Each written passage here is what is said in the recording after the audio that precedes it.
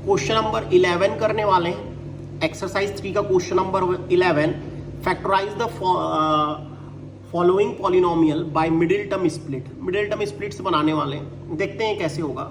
सबसे पहले हम वही अपना क्वाड्रेटिक पॉलिनोमियल का स्टैंडर्ड फॉर्म जो कि जनरल फॉर्म है वो लिखेंगे, ax² plus bx plus c। फिर से एक बार मैं सवाल लिख दूंगा, √3y² प्लस 9y प्लस 6√3।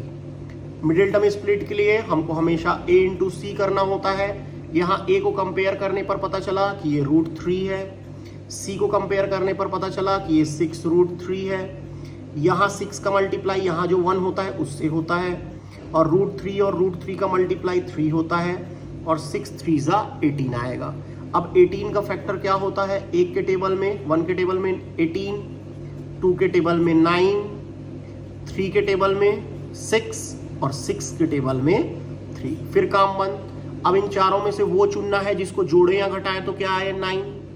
तो आपको स्पष्ट दिख रहा है कि 1 और 18 तो हो नहीं सकता, 2 और 9 तो हो नहीं सकता, 6 3 और 6 3 हो सकता है, 3 6 और 6 3 हो सकता है। ठीक है, जिसको जोड़ने पर क्या आएगा 9 आएगा।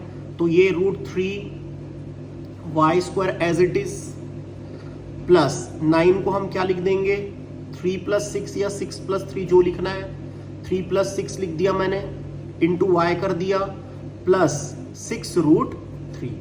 देखिए भाई ये एज इट इज आया, ये प्लस भी एज इट इज आया। 9 को मैंने 3 + 6 लिखा है, प्लस की जगह प्लस 6√3।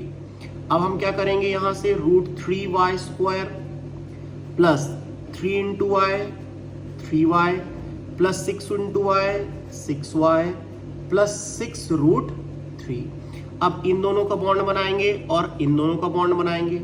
यहां से हम देख रहे हैं कि हमको यहां से कॉमन समझ आया y, तो हमने यहां बच गया हमारा √3 और एक y निकल चुका है, तो क्या बचा सिर्फ y प्लस यहां पर हमारे को क्या निकल चुका है, y निकल चुका है, तो क्या बचा 3।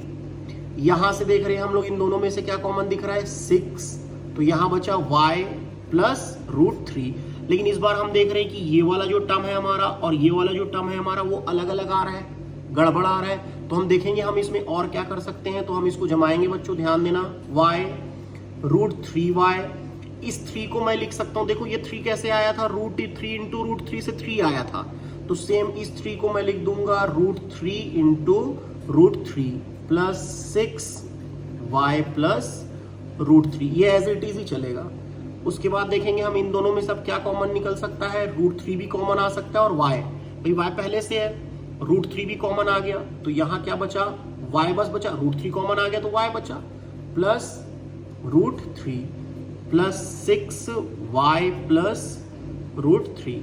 दोनों में से क्या कॉमन दिख रहा है हमको, y प्लस √3, y प्लस √3 दोनों में कॉमन दिख रहा है, और यहां बच रहा है √3y plus 6, and this is our answer.